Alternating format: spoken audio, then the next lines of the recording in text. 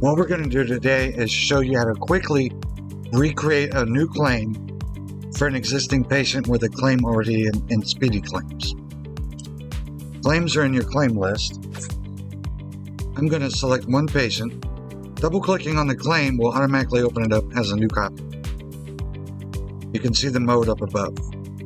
This claim is completely full from the last claim you did. All we need to do is change the date of service on this claim. Our codes and charges, everything else is the same.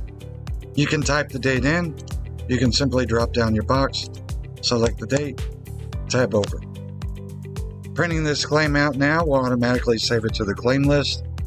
Saving it as well goes directly to the list. In our claim list, we can see the claim right here at the top. The create date is 2/14 for today's date. If you have any further questions, please give us a call at 1-844-CMS-1500. That number again is 1-844-CMS-1500.